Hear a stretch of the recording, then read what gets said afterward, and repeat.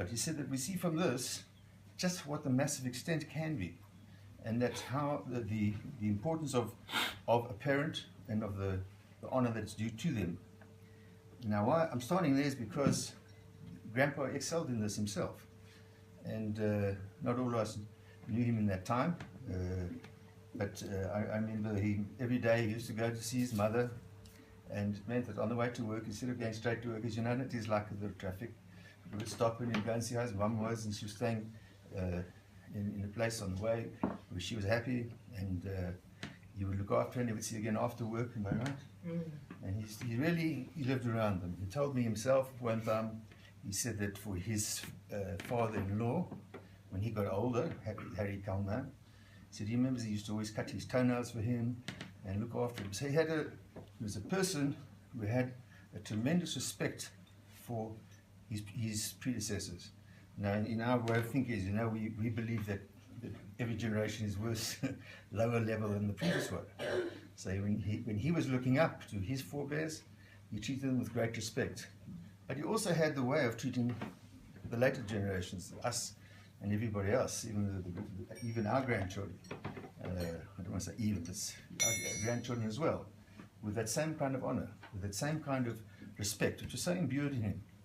And he was the only person I know who could say something very strong to somebody, but in such a warm, respectful sort of way that the guy accepted it. For instance, it's a famous story that somebody, he was going somewhere, I don't know who he was with, and the person came up to beg from him when he was like really in a hurry, and this guy was a bit abusive, so he said to him, "Vanish."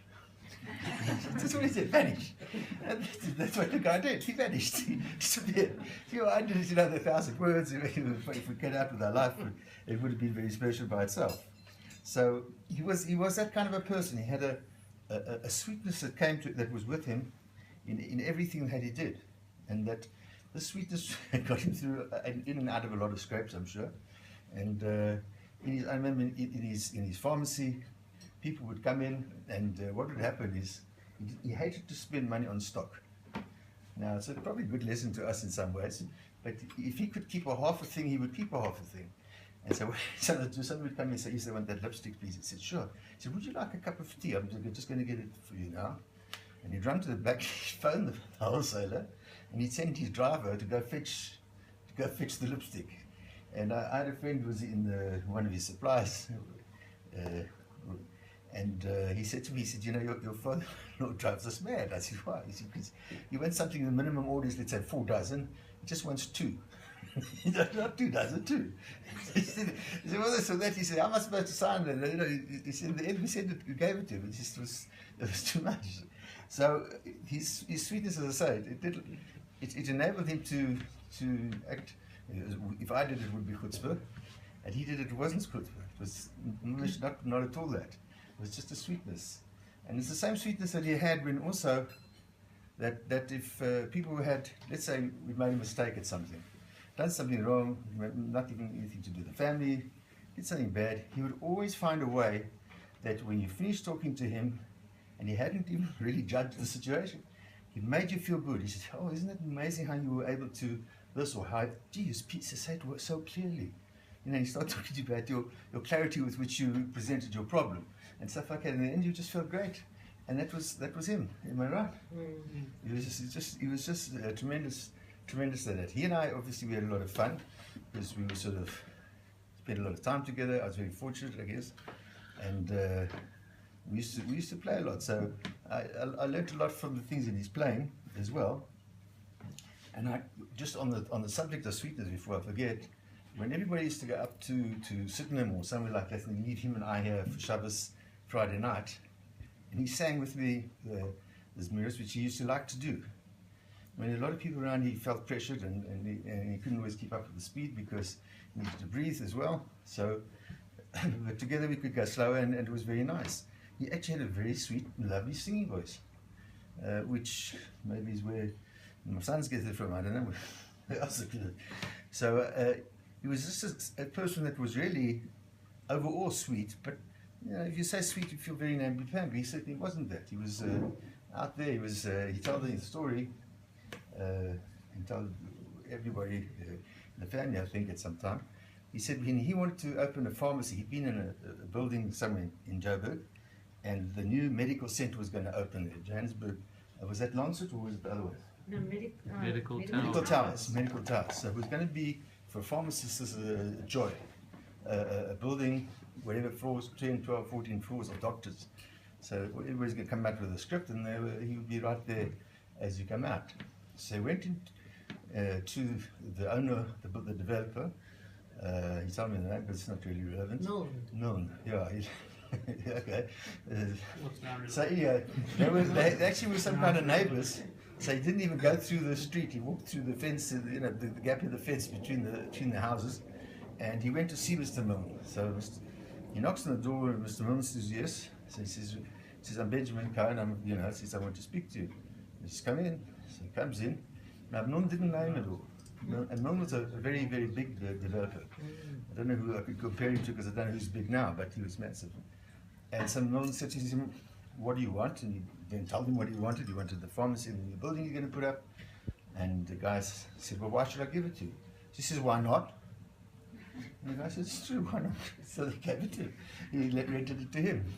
It's just, he was like, I don't know how to describe him. Possibly he should have been in Lord of the Rings somewhere. He fit in with one of those sort of magical guys. And he was really a magical guy. And there's so many stories one can tell about him. There's one Anthony told me, and he wants to tell us how. And he said he has a friend who travels quite frequently to Hong Kong on business.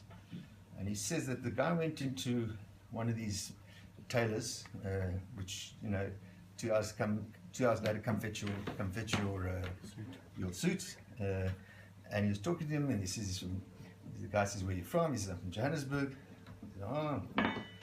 He says, "Do you know Mr. Cohen there?" He says, "Which Mr. Cohen?" He says, "Mr. Benny Cohen." Yeah, Ben must have been there twice in his life. I don't know, maybe, am I right? Maybe twice, maybe. I don't know how that happened, but anyway, that's happened. And I think that when you have a person and you live with them, sometimes you're so close you can't really see the wood for the trees. But here, for us, mostly we could, because he was so clear about what he was, and he would never take sides in an argument, yet he'd make both people feel he's with him, which is a tribute of a Cohen. They're able to make peace because each person feels he's close to them. That is, they say, was Aaron Cohen's one of his great attributes, traits. Yeah. So I just would like to say that at this moment, if I was Irish or a little bit Irish, it would be awake. It would be a big joy here, because he's the person he didn't want you to feel sorry for him. He didn't want to be a burden, as people have already said. I think overseas maybe. But he wanted to be a giver, and so I feel also like that. I feel also that's the spirit in which I would like to be celebrating. But of course we're sad because we miss his company, we miss him being around. We always knew where he was. He unfortunately the last year or so he had this cough. You could always know where he was, but that was a minor thing to put up with, I think, if you take the whole package into account. And Ben, we miss you, and we do love you, and we care for you, and we think about you, and we've learned from you. And I think that's the best tribute is, when I saw overseas the trouble Gabi and others have gone to, and the amount of learning, and here as well, and there was a lot of learning, and a lot of people putting themselves out. I said, I think that's the best honor that we can give to you. So, please God, we'll try even harder in the future, but that is what you've left for us. We thank you for that. And